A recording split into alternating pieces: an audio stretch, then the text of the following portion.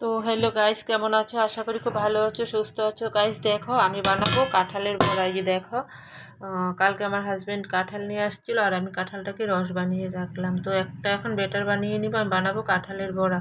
তো কীভাবে বানাই সব কিছু তোমাদের সাথে শেয়ার করবো, ঠিক আছে? দেখো, এই যে কাঁঠালের রসটা করে নিয়েছি। তো এখন আমি বড়া বানাবো, কাঁঠালের বড়া ভাজবো, ঠিক আছে?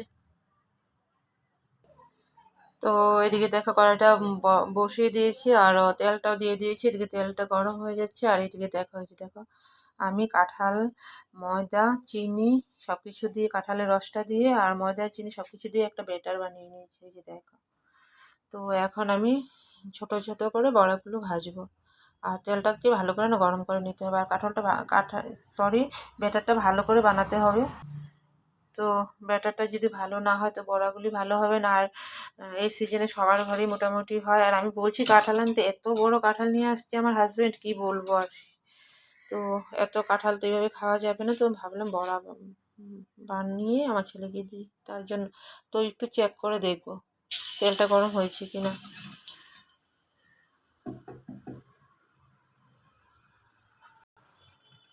তো দেখো, এটা ট্রাই করেছি আর সুন্দর ফুলেছে। দেখো, তার মানে তেলটা না ভালোভাবে গরম হয়েছে, ঠিক আছে? তো এখন অল্প অল্প করে দেবো, ছোট ছোট করেই করবো।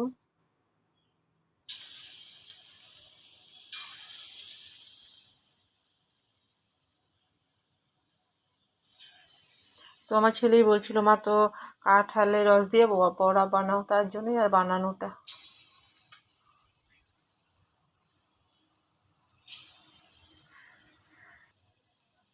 তো গাইস দেখো কতটা ফুলেছে আর কতটা সুন্দর হয়েছে। আর না, আমি না স্টিমটাকে একদম মানে মিডিয়াম করে রেখেছি।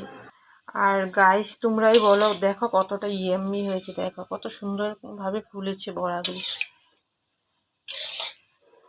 আর স্টিমটা যদি বেশি করে দেওয়া হয় না তো কি হয় বলো তো, উপর থেকে মানে কি জ্বলে যায় আর ভিতরটা কাঁচা থাকে, তাই না? স্টিমটাকে একদম মিডিয়াম করে রাখা হলে না ভালোভাবে জিনিসটা হয়। একটু সময় লাগে বাট ভালোভাবে হয়। আর আমি সময় নিয়েই কাজটা করব, কেন কি খেতে চেয়েছে, তার জন্য ভালো করেই বানাতে হবে। তো দেখো কতটা সুন্দর হয়েছে, তাই না? আর কালারটাও কত সুন্দর হয়েছে, কালারটা আর একটু হবে।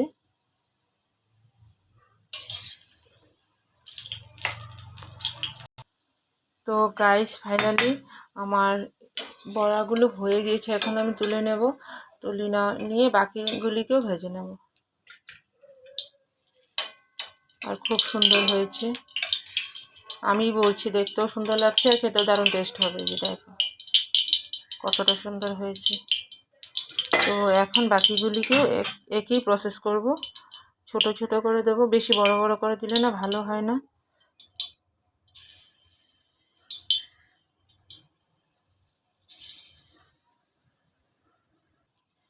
তো গাইস দেখো, বাকি বড়াগুলোকেও সেমভাবেই ভাজবো।